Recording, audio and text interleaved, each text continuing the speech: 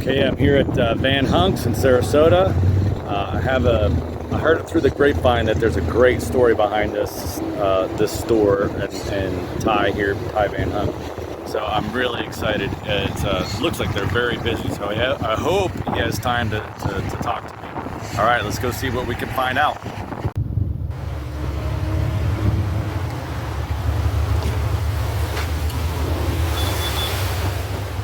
Hey, how are you? It's Ty. Oh, Ty looks like he's busy. It's all right.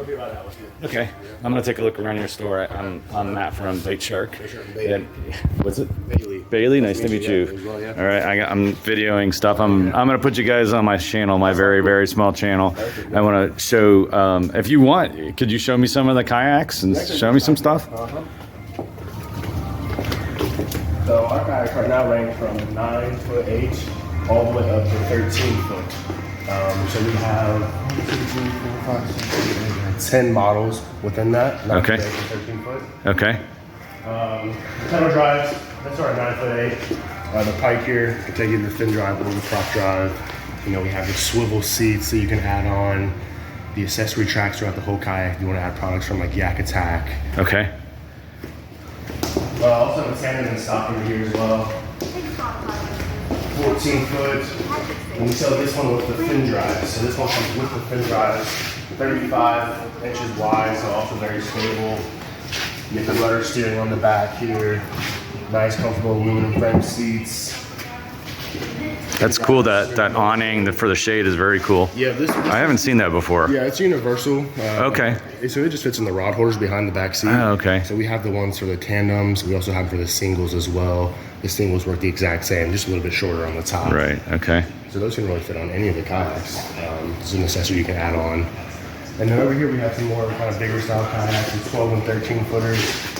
These can take up to a 5 horsepower gas motor on the back. Oh wow. So a little bit more kind of skiff style kayaks. These have been really popular for us lately. The guys are in the back. Is this new for you guys? It is, yeah. Okay. Yeah. Yeah, we've been doing Van Hunks for about, don't quote that, it's about 15 years they've been doing it. Okay. About 2 years now. Okay. Yep. Okay. Oh, so this is a different. This is not your brand. Is somebody else? It is your brand. Okay. Okay. Got it. Okay. So everything, other than the accessories, but all the kayaks here are your brand. Yeah, okay. We do a few of the accessories, but we're dealers for companies like Yak Attack, right? Bixby, Amped Outdoors, Garmin, right, and really high-end companies like Bait Shark, of course, right? Yeah, and then they've done actually fairly well in our shop, actually. That's great. Shark, yeah. That's great. It's on the line in store. People actually come to like them a lot, actually. Yeah. Very priced. That's great. So what do you think, so are these the Kobe, you think this is like the popular thing right now? Yeah, right now these ones have been popular for us. Okay. Just because they're a little bit bigger, more stable. Right. Like I said, you can put a gas motor on the back end. Right. Some of the other kayaks you can put a gas motor on them, but not necessarily recommended. These ones are, they're kind of built for it. Correct. Made exactly for it. Back here, kind of what does that weigh? It looks pretty. The kayak itself, yeah. it's about 105 pounds. Oh, that's not that bad. Yeah, the 12 foot is about 105. The 13 foot beside us is about 110-ish, 115. Wow, I was talking to. Oh, do you need to talk? Okay. I was talking to. Who was it? I was at, I think, a River Sports Kayak in Homosassa, and Bonafide has kind of a comparable thing, but that thing's 170 pounds. You're gonna trailer that. That's it, right? This morning we actually had a guy come and he's car topping this on top of his vehicle. Right. He's got like a mid-size SUV with the crossbars on top, and he's putting it on top of there. I got an Ocean Kayak Trident 15, and that thing's 90 pounds. Yeah. And I just throw it in the back of my truck, but I could probably handle this. Truck and the trailer, the easiest ways to go. Transporting the kayak. Yeah. You got to put it on top of the vehicle. You can do that as well. Right. Hey Ty, I'm getting the whole rundown. I got the whole rundown of walked around the shop, and Bailey, right? Bailey. Thanks. So yeah, you won't be that famous because my channel's very small, but all right, I'm filming now. So who are you and what do you do? So I'm Tyron. I own Van Hunks and Akobe Outdoors. We're based here in Sarasota, Florida. Our store's on the corner of University and 301, and we sell directly to the public from here, and we also sell to retailers across the country. And you'll probably see myself or Bailey in the store. Bailey does most of our sales and running the floor. Great. Sales, yeah. All right. Yeah, I'd like to come down and so this is what I'm doing for the social media stuff and trying to get my name out there. But I like talking to the businesses. I talk about their business and what's going on, because a lot of people are doing fishing videos and do a lot better than I do, right? When I go fishing, I'm a minimalist.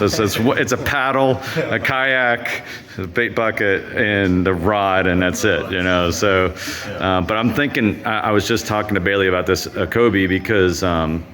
My dad, I fish with my dad. He's 80 years old, and he just turned 80. And I'm thinking that a powered kayak would extend his time on the water, you know. So I'm thinking about something like this. Yeah, that was the exact one actually I was mentioning at the show. Okay. Last week. Okay, that's interesting. The 12-footer. Yeah. Borders. I mean, it's 37 inches wide, so super stable. Right. Weight-wise, it's on the heavier side. It's about 100 pounds. But it can take up to a 6 horsepower motor. That's wild. Or your electric trolling motor. You know what I was telling Bailey, I was at River Sports Kayaks in Homosassa, and they had this new Bonafide mini skiff. But you say it's a heavier.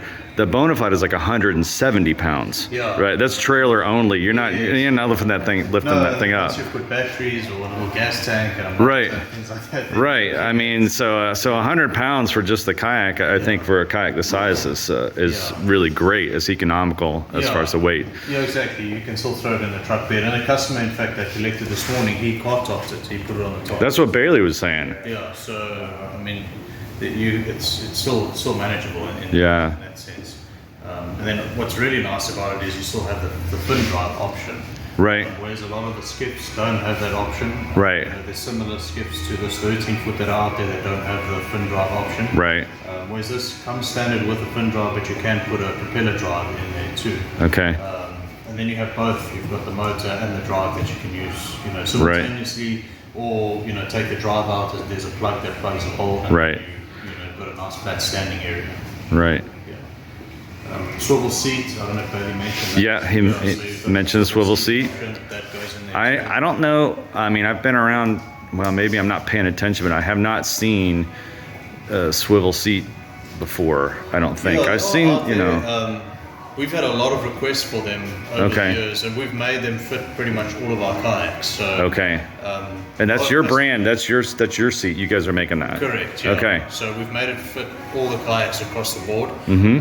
So we've had a lot of customers that have now lately upgraded, because over the last probably 2 to 3 years since we've been selling the pedal drive kayaks, a lot of people wanted a higher seat. Right. And then a lot of people asked for a swivel seat. So there you're getting the heights as well as the swivel option. Yeah. And then we do have another seat that has 3 adjustable heights. So you've got your standard, and it goes up to about 8 inches in height. Okay. So lots of options. We're trying to bring out more and more. That's a nice innovation. I think that's great. All right. Yeah. Now I'm noodling that thing, but I have to be not as broke first. That's all. That's all. It's a good deal at the moment. We've got it for $1,800, $1,799, and that comes with everything you see. So everything that I see there? Everything you see. So you've got including the trolling motor? Yeah. You're kidding me. 54-pound thrust trolling motor. You've got a fin drive system, the fiberglass adjustable paddle, the double header yak attack paddle holder, and then your aluminum frame seat. Okay, well, I think I'm just gonna make a phone call to my dad and say, look, you buy it. I told you. I'll store it. That is a great deal. Normally we sell just the kayak for $2,000. Yeah. That's the price for the kayak with the drive system. But we've thrown in the extras and put it on special for $1,800. Yeah, that is a good deal. Yeah. I came down here to make a video. If I come back with a kayak, I'm going to be in big trouble. Well, you can ask for forgiveness later. Okay. All right, good idea. Yeah. So I heard through the grapevine, I'm going to change of subject here. I heard through the grapevine that there's a backstory to how you guys got here into Sarasota. Maybe I'm wrong, but you're not from Sarasota. No. Some people say it sounds like I'm from Texas. I don't think.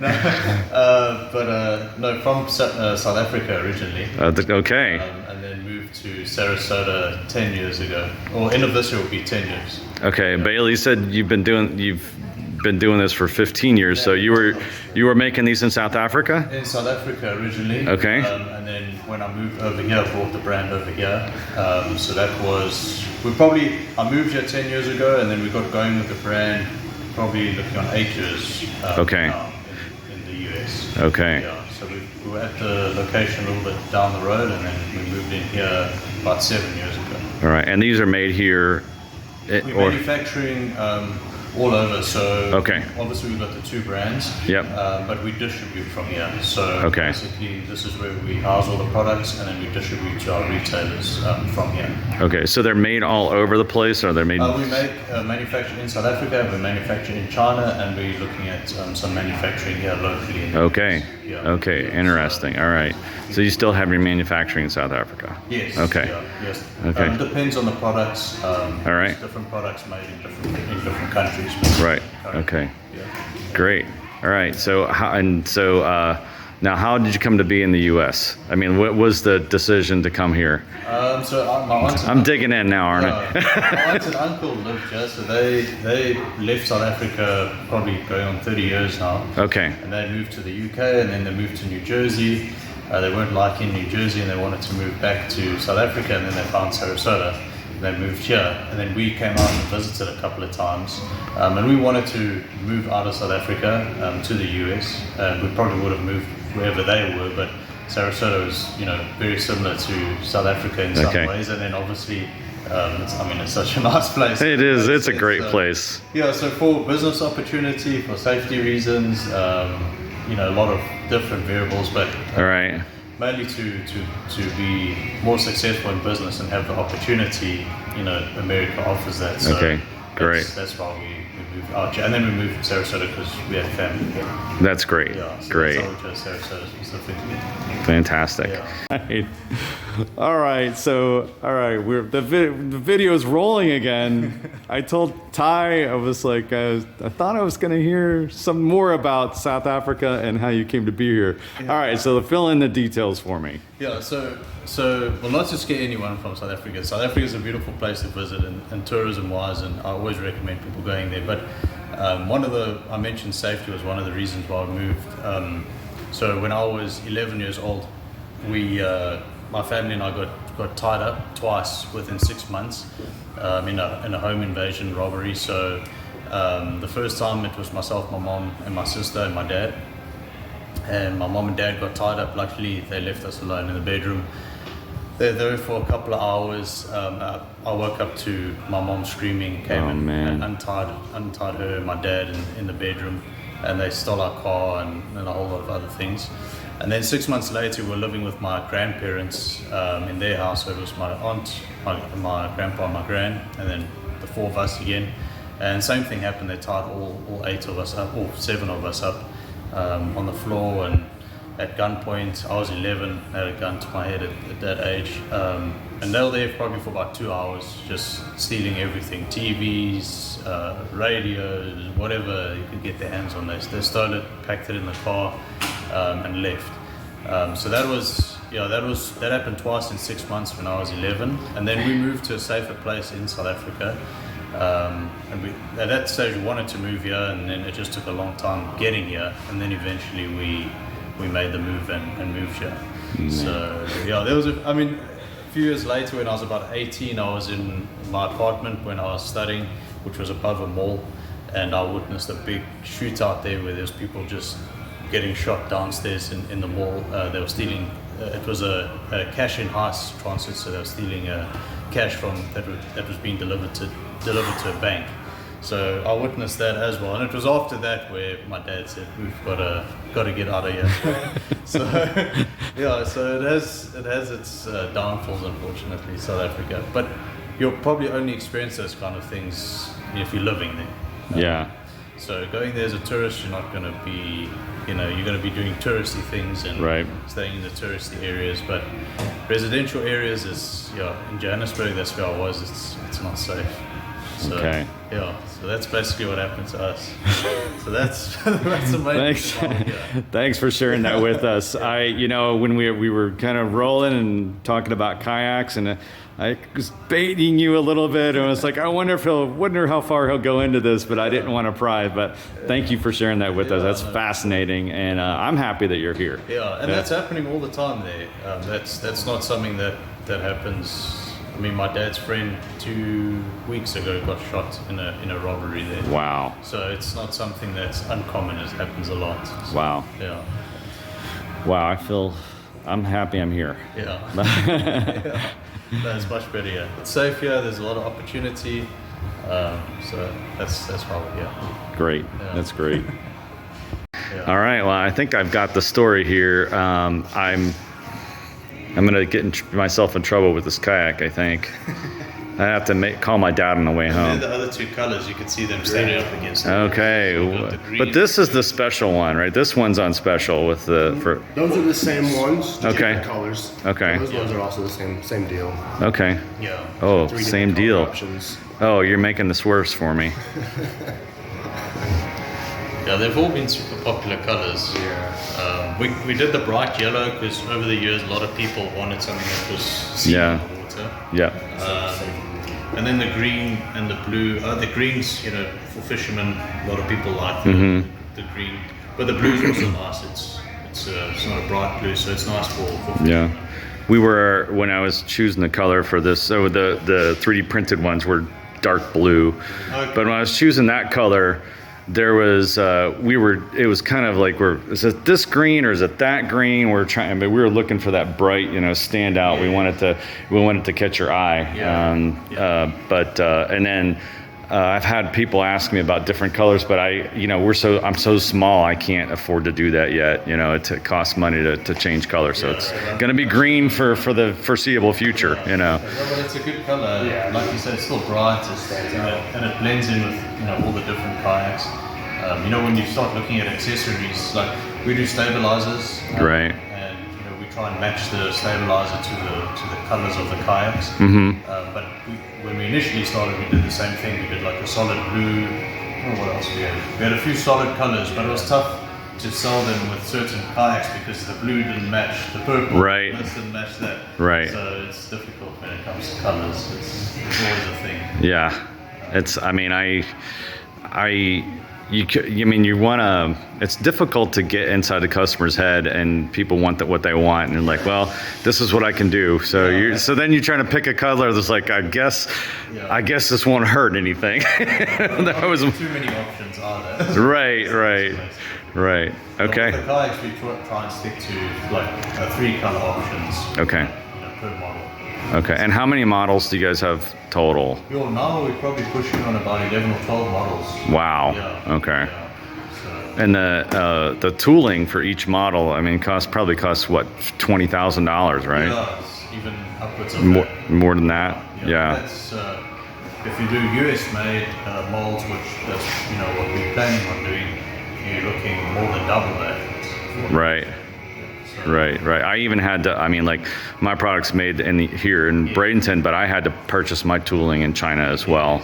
That being said, when it came, it's very high quality. They did a great job, but I couldn't even get a quote for somebody to do the injection molding tooling in the United States, and that kind of delayed me probably a year or maybe more. So finally, I said, okay, give me a quote for the guy in China, and we worked it out. But happy with it. But that was like, you're making those decisions, and you're trying to say, well, what works for me and what works for my business, and you just, I don't know that there's any right decision. There's just decisions. Yeah. You have to go. Some of them, like, I got to go with my gut. Yeah. I have to go with what makes me feel good. It's my money. It's all that kind of stuff. Yeah, exactly. Yeah. And when you're having a wide range of different molds, that's when you got to decide what are you going to make here, what are you going to make there. Right. But we've got some new products that we're looking at that will be made here. Okay. maybe not everything, but we're trying to make as much as we can. Yeah, but new stuff. Yeah. Yeah, that's great. That's great. Well, I appreciate you guys letting me come in and drop in and see the whole shop. And yeah, it's very exciting. And I'll put this on my YouTube channel, and like all 40 subscribers will see it. Maybe it'll get, I don't know. I'm hoping to like horn in on the Van Hunks, popularity. And it's like, oh, this is, it's Van Hunks. Everybody knows about you guys. Nobody knows about me yet. It's funny, I mean, it just takes one video. Yesterday, one of our previous pro staff members, him and his family went out bass fishing, and his wife caught over 9-pound bass on our Mahi kayak, and their daughters were on the manatee, and he posted it up, and they've got over 1.3 million views. Wow. And then a big channel, Field and Stream, shared it, and they've got over, I think, 500,000 followers. And they posted last night, and there's really like 60,000 people that have seen it. Oh wow! I have to. One video that. So I have an in with that. This is a little bit of a story, but now I know I got to get my dad to take his little. He's got a little Hobie Sport. Maybe I can get this for him. Take it out on his lake. So he's been living on a private lake for 40 years, and fishing that lake for 40 years. Well, he was there probably 10 years before or 20 years even before he caught his first 10-pound bass. But he's been pulling out 1 and 2 pound bass and eating those for 40 years. Last year he caught three 10-pound bass from that lake. And I was like, okay, Dad, go out there on your kayak. We'll get ourselves 1 million views, use your bait bucket. So now I got a marketing plan. That's a good idea. So, Jeez, that's cool. Yeah, I mean, I think it's just the management of the lake over a 40-year period. He probably fishes that lake more than anybody, and it's just managing a private lake. It doesn't get that much fishing. I mean, the biologist is always saying, take them all, harvest everything you catch, throw it on the bank or whatever, because they're saying that there'll be too much pressure and not enough food. But I guess he's eaten enough of them. It worked out, All right. Well, thanks, guys. I really appreciate the time. All right. Have a good one.